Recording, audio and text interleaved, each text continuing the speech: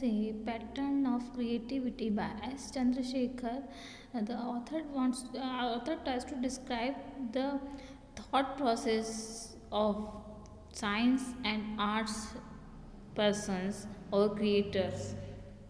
इस ऐसे में पैटर्न ऑफ क्रिएटिविटी में ऑथर ने जो साइंस से रिलेट करने वाले पर्सन्स हैं और आर्ट से रिलेट करने वाले पर्सन्स हैं उनके जो क्रिएटिविटी पैटर्न्स है उसमें डिफरेंसेस को डिफरेंट एग्जांपल्स के थ्रू एक्सप्लेन करने की कोशिश करी है. सो लेट्स स्टार्ट द ऐसे pattern of creativity by S Chandrashekhar. But I must return to the question, why is there a difference in the pattern of creativity among the practitioners in the arts and the practitioners in the sciences? इस ऐसे में जो author हैं वो describe कर रहे हैं कि वो एक क्वेश्चनिंग वे से अपना ऐसे स्टार्ट कर रहे हैं that he is asking questions के क्यों डिफरेंस होता है, why there is a difference between patterns of creativity among the practitioners of the arts and practitioners in the science. कि साइंस प्रैक्टिशनर्स में और आर्ट्स जो प्रैक्टिशनर्स हैं उनकी क्रिएटिविटी पैटर्न में डिफरेंस क्यों होता है.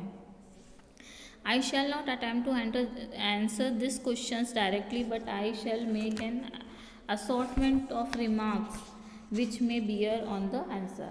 तो जो ऑथर कह रहे हैं वो कह रहे हैं कि वो डायरेक्टली इस चीज़ का आंसर देना नहीं चाह रहे हैं और नहीं अटैम्प्ट करना चाह रहे हैं, बल्कि वो एक assortment of remark. Assortment means बहुत सारी थिंग्स को कलेक्शन. असॉर्टमेंट होता है बहुत सारी चीज़ों का कलेक्शन. तो यहाँ पे ऑथर जो हैं इस ऐसे में बहुत सारे एग्जांपल्स के थ्रू हमें समझाने की कोशिश करें कि क्या इसका आंसर हो सकता है कि क्यों उन क्रिएटर्स में, आर्ट्स और साइंस के क्रिएटर्स में डिफरेंस होता है क्रिएटिविटी में.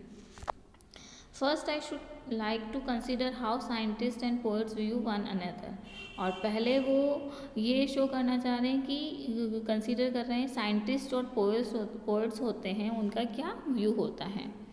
When one think of the attitude of the poet to science one almost always think of Wordsworth.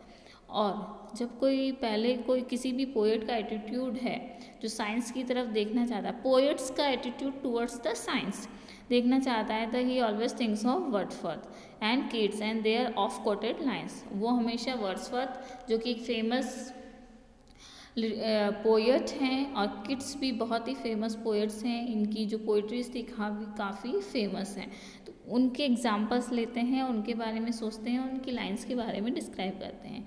यहाँ पे वर्ड्सवर्थ की कुछ लाइन्स दी गई हैं. A fingering slave, one that would peep and watch knees upon his mother's grave, a reasoning self-suffering thing, an intellectual all in all. Sweet is the lore which nature brings, our meddling intellect mishaps the beauteous form of things we murder to dissect. तो ये जो Wordsworth की poetry की जो है वो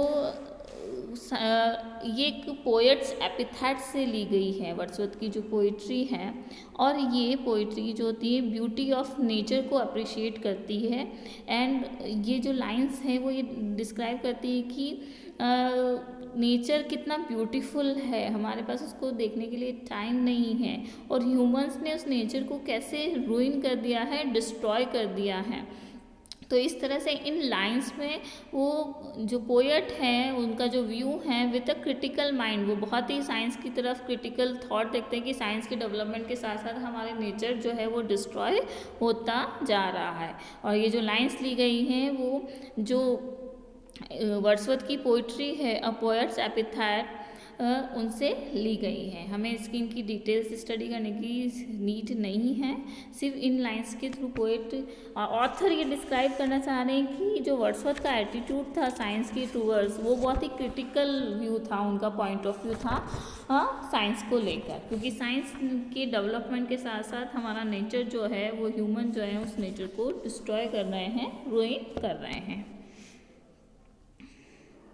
अब यहाँ पे किड्स की कुछ लाइन दी गई हैं जिसमें जिसे हम रीड करते हैं। Do not all charms fly at their mere touch of cold philosophy, there was an awful rainbow once in heaven, we know her woof her texture, she is given in the dull catalogue of common things, philosophy will clip an angel's wings. ये Keats की जो poetry है उससे ली गई हैं, जो कि है लामिया टॉक।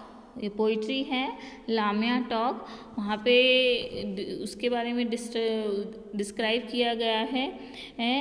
और इस जो लाइन्स हैं इसमें 2 फैक्ट्स को डिस्क्राइब किया गया है, ह्यूमन नेचर को, उनके जो इमोशंस होते हैं उसको डिस्क्राइब किया गया है। और वो डिस्क्राइब एक डिस्ट्रक्टिव नेचर है उसको पोएट ने डिस्क्राइब करने की कोशिश करी है। होल एंड सोल जो पोएट हैं वो नेचर के बारे में डिस्क्राइब कर रहे हैं। These lines perhaps find an echo in the statement of loss Dickinson. और ये जो लाइन्स हैं वो जो लॉस डिकिंसन ने कही हैं, When science arrives it expels literature, वो अपने आप में इको है, मतलब रिफ्लेक्ट कर रही हैं। Echo means reflection of sound, मतलब एक दूसरे के विरोधाभास में शो कर रही हैं। उसको लेकर कह रहे हैं कि लॉस डिकिंसन जो हैं एक साइंटिस्ट एंड फिलोसोफर रहे हैं। लॉस जो डिकिंसन हैं वो एक साइंटिस्ट रहे हैं और एक फिलोसोफर भी रहे हैं। तो उनका कहना था कि when science arrives it expels literature. Expels means leave, छोड़ देती है। जब साइंस डेवलप होती है, साइंस किसी चीज़ की जगह लेती है तो वो लिटरेचर को, साहित्य को, ब्यूटी को छोड़ देती है। It is to be expected that one should find scientists countering these view. Thus Peter Medawar counters Lord Dickinson by, तो ऑब्वियसली जब लॉस डिकिंसन ने किसी चीज़ को, स्टेटमेंट को कहा है तो उसके लिए साइंटिस्ट ने अपने व्यूज़ शो किए हैं। तो यहाँ पे जो पीटर मेडावर हैं ये एक बायोलॉजिस्ट थे और राइटर थे। पीटर मेडावर एक बायोलॉजिस्ट थे जो जिन्होंने लॉस डिकिंसन की जो लाइन्स है उसके लिए एनकाउंटर करते हुए कहा है कि the case I shell find evidence for is that when literature arrives it expels science. तो उन्होंने एनकाउंटर करते हुए कहा कि जब लिटरेचर अराइव होता है वो साइंस को एक्सपेल करता है। तो उन्होंने लॉस डिकिंसन की जो थॉट्स हैं, व्यूज़ हैं, उनको एनकाउंटर करते हुए उसका उल्टा या ऑपोजिट एक्सपेक्ट कहने की कोशिश करी है। The way things are at present, it is simply no good pretending that science and literature represent complementary and mutually sustaining endeavor to reach a common goal। और वो कहना चाह रहे हैं कि जो साइंस है कि ये that science and literature represent complementary, means complementary means enhance the quality of each other. जो साइंस है और वो लिटरेचर है वो ये कहना चाह रहे हैं कि दोनों एक दूसरे के लिए कॉम्प्लीमेंट्री होती हैं और they mutually sustaining endeavour to reach a common goal. और वो दोनों जो हैं एंडेवर मीन्स ट्राई हार्ड कर रही हैं कॉमन गोल, ह्यूमैनिटी के लिए जो कॉमन गोल अचीव करना है, कॉमन सक्सेस अचीव करनी है, उसके लिए चाहे लिटरेचर है चाहे साइंस है, दोनों अपना एफर्ट कर रहे हैं। On the contrary way they might be expected to cooperate, they complete। और इसके साथ ही वो they are expected to cooperate with each other।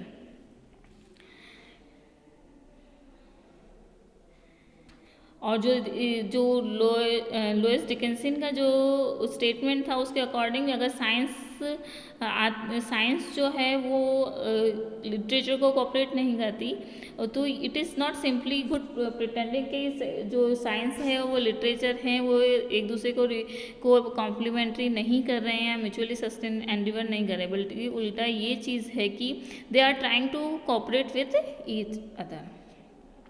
It would not seem to me that one can go very far in these matters by pointing accusing fingers at one another। So author जो है वो कह रहे हैं कि मुझे नहीं लगता है कि हम इस तरह से एक दूसरे पर फिंगर्स पॉइंट आउट करके कि लिटरेचर अच्छा है, साइंस अच्छा है, या फिर साइंस एफर्ट कर रहा है, लिटरेचर नहीं कर रहा है, बल्कि उनका ये है कि दोनों जो आपस में कोऑपरेट करके ह्यूमंस के लिए जो कॉमन गोल है उसे अचीव कर सकते हैं। तो उन्हें ये बात सही नहीं लग रही है कि इस अगर साइंस और लिटरेचर एक दूसरे के ऑपोजिट होंगे, या जो भी साइंटिस्ट हैं, जो राइटर्स हैं, या जो भी जितने भी फिलोसोफर हुए हैं वे एक दूसरे को पॉइंट आउट करेंगे, तो हम आगे सक्सेस हो पाएंगे। So let me only say that the attitude of Wordsworth and Keats are by no means typical. So यहाँ पे ऑथर कहना चाह रहे हैं कि जो एटीट्यूड ऑफ वर्ड्सवर्थ है और किड्स हैं वो बहुत ही ज़्यादा टिपिकल है। A scientist should rather consider the attitude of Shelley. तो यहाँ पे ऑथर कह रहे हैं कि जो साइंटिस्ट हैं उनको जो शेली अगेन एक बहुत ही फेमस पोएट हैं, उनके पॉइंट ऑफ व्यू को कंसिडर करना चाहिए। शेली इज़ अ साइंटिस्ट पोएट। जो शेली हैं वो साइंटिस्ट भी थे और एक पोएट भी थे। It is not an accident that the most discriminating literary criticism of Shelley's thought and work is by a distinguished scientist Desmond King Hele. Desmond King हेले एक फिजिशियन थे और एक पोएट भी थे। तो जो शैली का जो बहुत सारा वर्क है जिसका लिटरेरी क्रिटिसिज्म किया गया है, मतलब उसके बारे में कई सारी बातें की गई हैं, वो खुद ही एक साइंटिस्ट के द्वारा की गई जो कि डेसमोंड किंग हेले थे।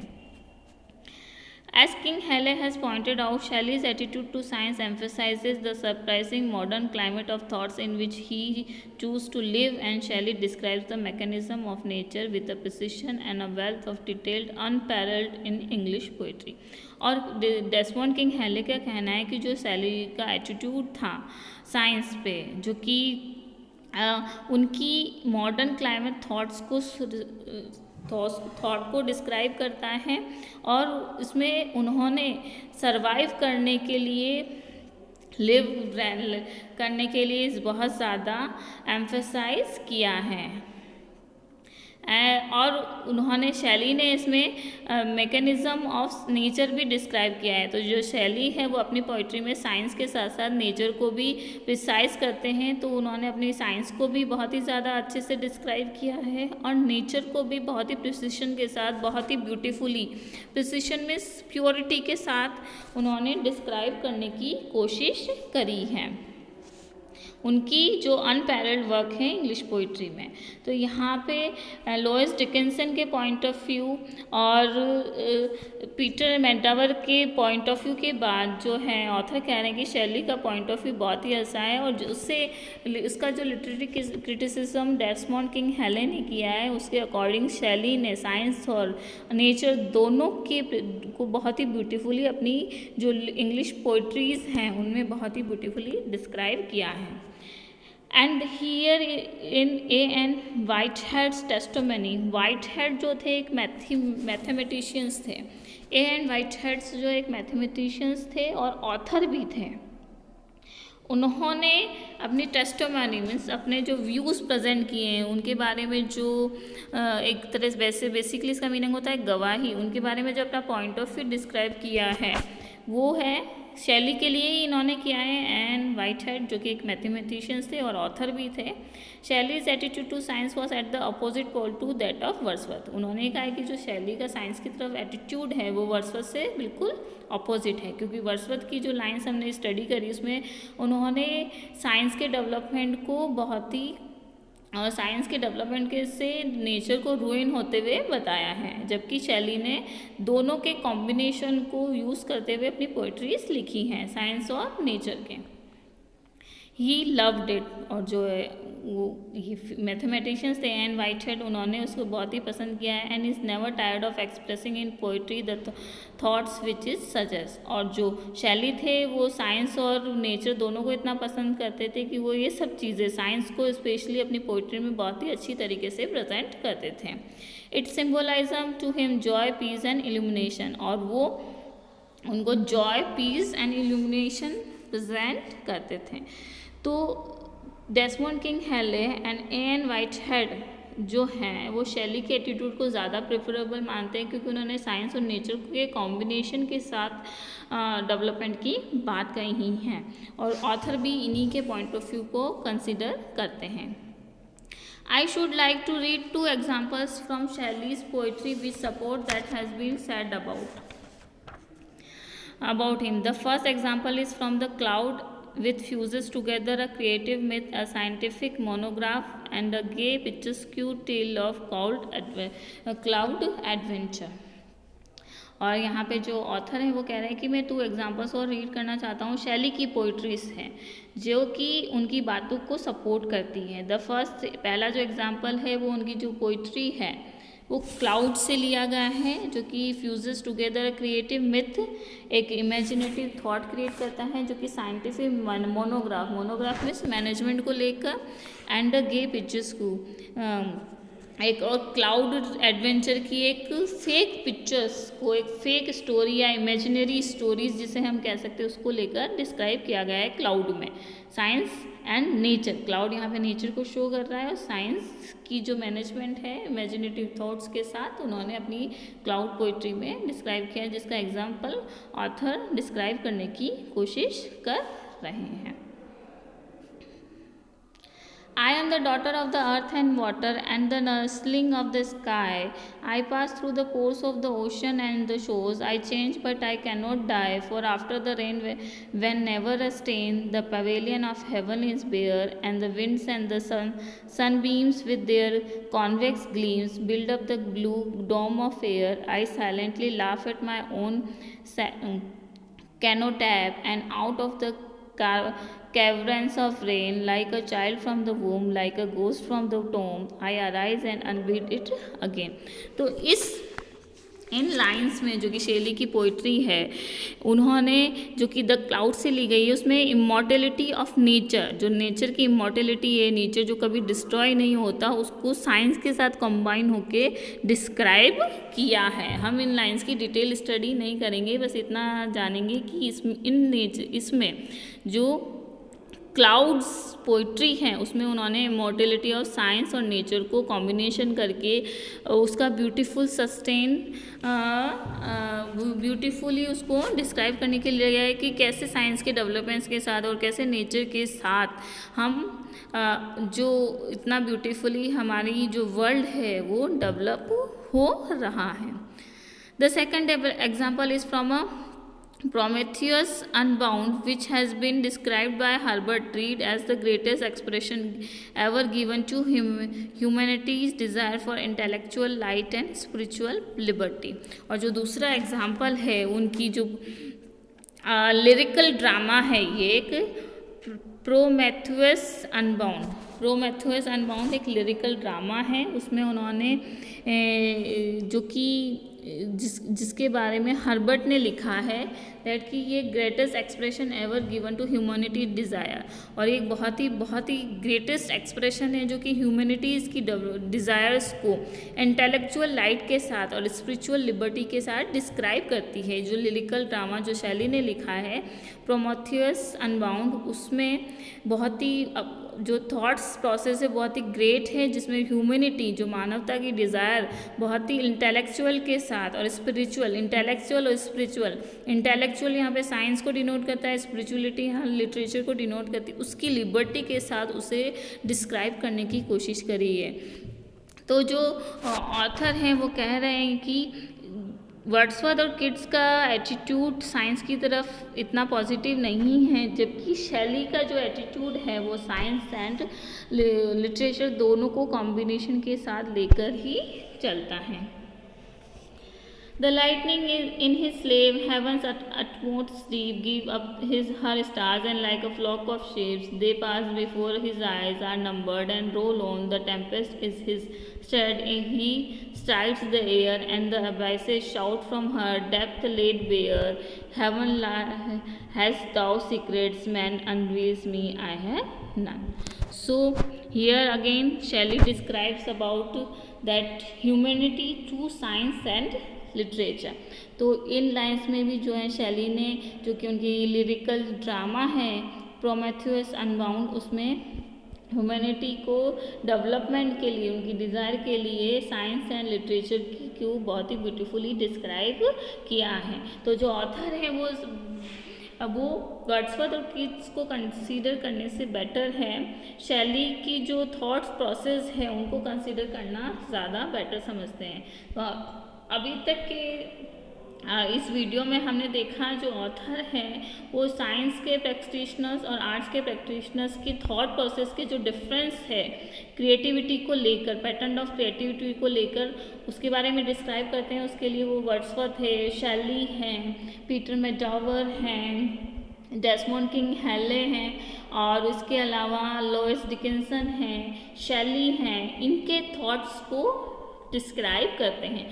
बाकी का ऐसे हम हमारे नेक्स्ट वीडियो में कंप्लीट करेंगे।